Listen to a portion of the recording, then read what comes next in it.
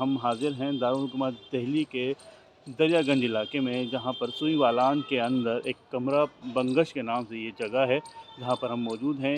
वो स्कूल बनाया जाना था, इसका शिलान्यास यानी कि संग बुनियाद भी लाल कृष्ण आडवाणी ने अटल बिहारी वाजपेयी की गवर्नमेंट में रखा था। के बाद यहाँ पर स्कूल की तामीर होनी थी, लेकिन अब तक तकरीबन 30 जगह फ़िलहाल खंडर जैसी मालूम होती है। ना यहाँ पर कोई स्कूल बन पाया है और ना ही यहाँ पर कोई दूसरी तालीमी खिदमात अंजाम दी जा रही हैं। तो एक ज़माने में deputy prime minister Lal Krishna Advani ji school की बुनियाद डालना चाहते थे और शायद उन्होंने फाउंडेशन स्टोन उस पर लगा भी दिया था, लेकिन क्षेत्रीय लोगों का और दूसरे लोगों का इसमें कुछ विवाद हुआ और उस वजह से वो करीब वो जगह जो की तो बंजर पड़ी। इसी ज़माने में वहाँ MCD का प्राइमरी हेल्थ सेंटर होता था और वो सिवाय ये कि लोगों का इंक्रोचमेंट का एक अड्डा बनी हुई है, उसके अलावा वहाँ कुछ नहीं हो रहा है। लेकिन ये सारी प्रॉपर्टीज़ जो है ना, सिवाय कागज़ों पे प्लानिंग के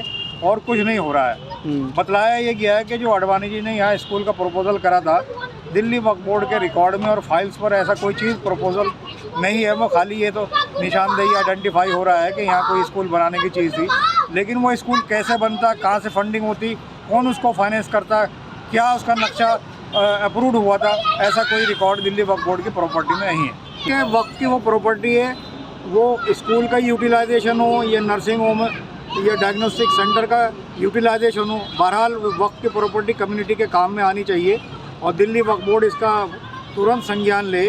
लोगों की डिमांड्स भी है, हाई कोर्ट की भी कोई ऐसी डायरेक्शन है कि इस प्रॉपर्टी को कम्युनिटी सर्विसेज के लिए यूटिलाइज करा जाए।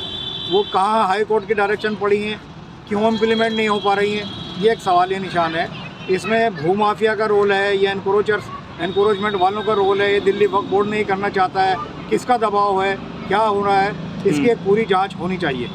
आपको बता दें कि सन 1900 पुरानी दिल्ली में मुस्लिम आबादी का तनासुब काफ़ी बड़ा है और मुस्लिम बच्चियों के लिए स्कूल की कमी हुई है। इसको लेकर लगातार ये मांग उठती रही है कि पुरानी दिल्ली में स्कूल तामीर कराए जाएं, लेकिन जब ज़मीन ही नहीं होगी तो किस तरह से यहाँ पर स्कूल तामीर होंगे।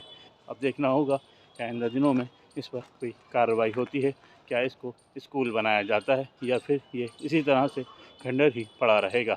ETV भारत के लिए दिल्ली से मोहम्मद राहिम।